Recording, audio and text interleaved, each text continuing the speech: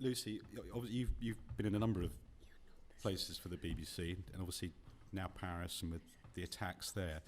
I'm interested partly in the social media thing because, when the Paris thing happened, I first saw it on Twitter, and interestingly, some of my students who were actually in Paris at the time saw it on social media, and of course it was, the whole of Paris has been blown up and everything's in flames and it's an apocalypse, and then they would quickly try to find a brand that they could trust. Is that the similar experience for you, that that you find, like Rohit, that you're sort of swimming in this morass of social media when something like this, something huge like this kicks off? I think it was a really confusing night to just talk about the November attacks. And no, we actually heard the old-fashioned way, first of all, which was that one of the BBC cameramen was walking past a bar and saw 12 people dead outside. Right. And when the first report is 12 people dead, the alarm bells go off, and that's, and that was where it was. I think what I would say is it's very different being in a city when that happens compared to going to a city to report it.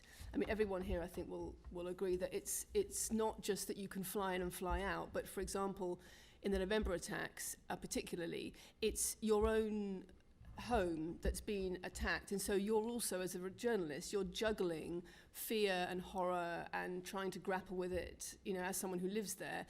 And you're trying to report the story as neutrally and as responsibly as you can.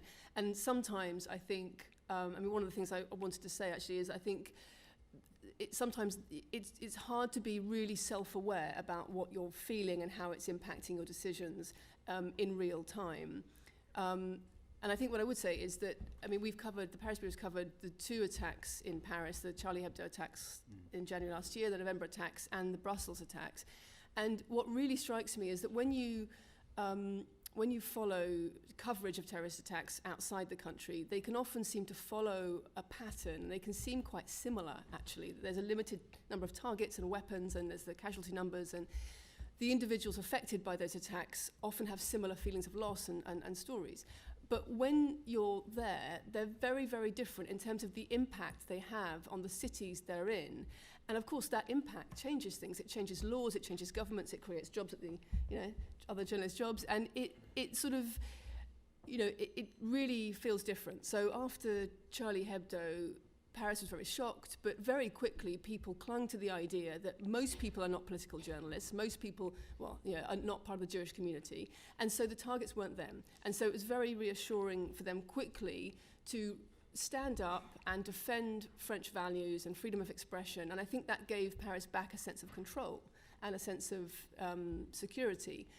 The Brussels attacks, there was a completely different feeling of resignation and oddly almost of relief that the thing they had been waiting for had finally happened and they could deal with it.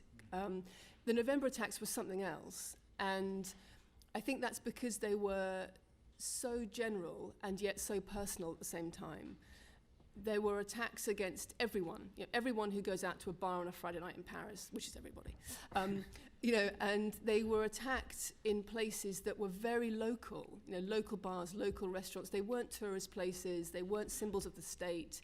These were bars that only locals would really know about or go to, and so there was a sense of being attacked in a place that you felt was safe, that was private, that it was inside knowledge that had led to these attacks, and all of that, I think, made it very difficult to cope with.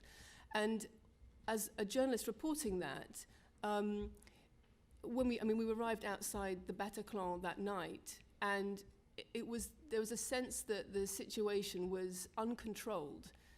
We got out of the car, there was a burst of gunfire. The police didn't really seem to know what was happening, where people should go.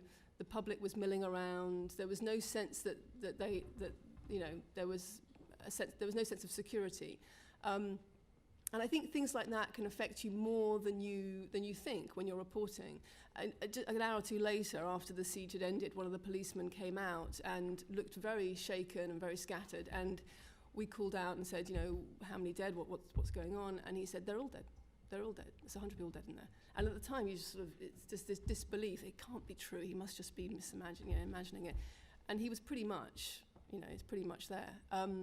So I think the impact that has on your decisions to report, how much of the horror and fear that you're feeling do you report? Are you censoring it for your own needs, for the audience? You know, how do you make sense of that story when the parameters that you've put on it, the frame that you have for the story that night has just been dissolved into something much bigger? I think it's quite good to be aware of that, because I think it can affect how you tell the story and who you interview and how you frame it. I mean, one of the comments around, well, especially perhaps the Charlie Hebdo, because there were then the demonstrations with all those lovely freedom-loving political leaders parading, in Paris. Yes. And there was also, definitely with the Hebdo thing, the sense from the journalists that, our community was under attack, but also to a degree the November attacks and the Brussels attacks, there's sort of what my colleagues here would call Eurocentrism, that there was a particular, and I'm fascinated by what you say about being a correspondent in that city, which you then know and is very close to you. Is there a danger that one becomes too emotionally engaged, and also perhaps the kind of them and us thing comes across much more strongly? I think what I'm saying is it's important to be really aware as a journalist of the emotional reactions you have. And I think with hindsight, that night felt so chaotic and so scattered that I think it took 4 days before the team and I actually realised how affected emotionally we were by it. Yeah. And so I think, it's something that next time, or, if it happens again, I would be really conscious of thinking, just taking half an hour out, or just thinking about how it was affecting how I was thinking about the story.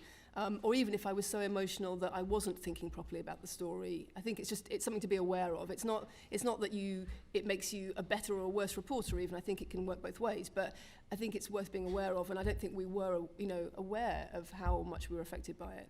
Yeah.